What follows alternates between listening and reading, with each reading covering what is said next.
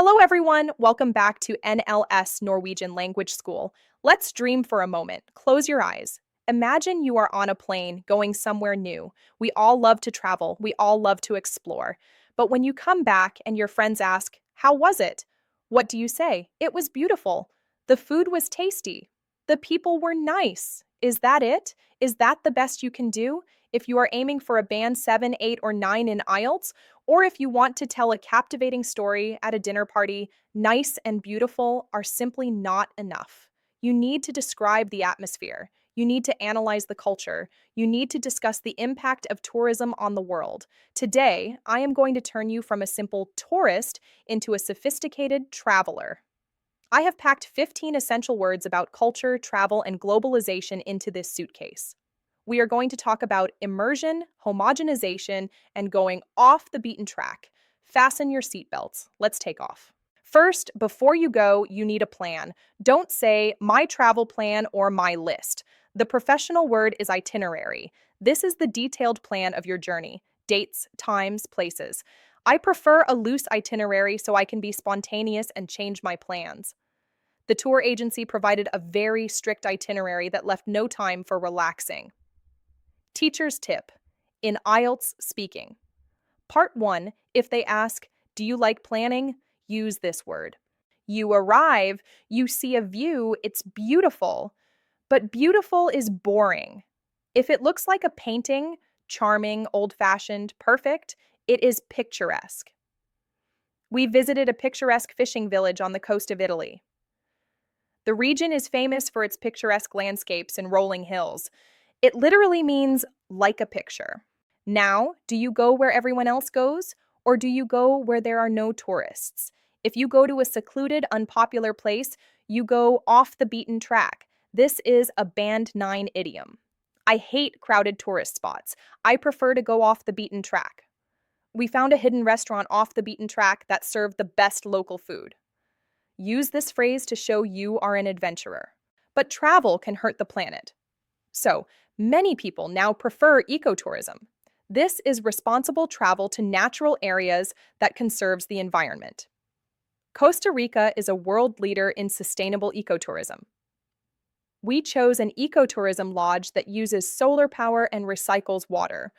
This connects perfectly with our previous environment video. What are we looking for when we travel? We don't want a fake Disney version of a country. We want the truth. We want authenticity. The quality of being real or true. Tourists often complain that the city has lost its authenticity. We ate at a small family home to experience the authenticity of local cuisine. We crave authentic experiences. Who lives there? Don't just say local people or natives, which can sometimes be sensitive. The academic term for the original people of a land is indigenous. The indigenous population has lived in this forest for thousands of years. We must respect the rights and culture of indigenous communities. This shows deep respect and knowledge. And what do these people value? Their history, their traditions, their buildings. This is their heritage, that which is inherited from the past. The Old Temple is a UNESCO World Heritage Site. Folk music is an important part of our cultural heritage. It's much deeper than just history. How do you learn a culture? Do you just watch it, or do you jump in? Jumping in completely is called immersion, like being underwater. Total immersion is the fastest way to learn a new language. I recommend a cultural immersion program where you live with a local family. This is the best way to travel. But be careful. Before we travel, we often have fixed, simple ideas about people. All British people drink tea. All Brazilians love football. These are stereotypes. Travel helps to break down cultural stereotypes. It is dangerous to judge people based on lazy stereotypes. Breaking stereotypes is a great benefit of travel to mention in your essays. When you visit a new place, how do they treat you? Are they friendly and welcoming? This is hospitality. We were overwhelmed by the warm hospitality of the villagers. The country is renowned for its hospitality towards strangers. Always thank people for their hospitality. Now, let's look at the big picture. The world is becoming the same. You see the same coffee shops in Tokyo, Paris, and New York. We call this homogenization, making things uniform or similar. Critics argue that globalization is leading to the homogenization of culture. I fear the homogenization of our cities will kill their unique character. This is a band 9 word. Use it instead of everything looks the same. And why does this happen? Money. When a festival or a tradition becomes all about making money, we call it commercialization. The commercialization of Christmas has ruined its spiritual meaning. Mass tourism often leads to the commercialization of sacred sites. It's usually a negative process. When immigrants move to a new country, they sometimes lose their old culture and become exactly like the new culture. This is assimilation. Some argue that full assimilation is necessary for social cohesion. Others believe we should celebrate diversity rather than forcing assimilation. This is a very powerful word for migration topics. How do we talk to each other? If a German and a Chinese person meet, what language do they speak? Usually English. A shared language used by people who speak different native languages is a lingua franca. English has established itself as the global lingua franca of business. In East Africa, Swahili serves as a lingua franca. Don't say international language, say lingua franca. Finally, what happens if you never travel?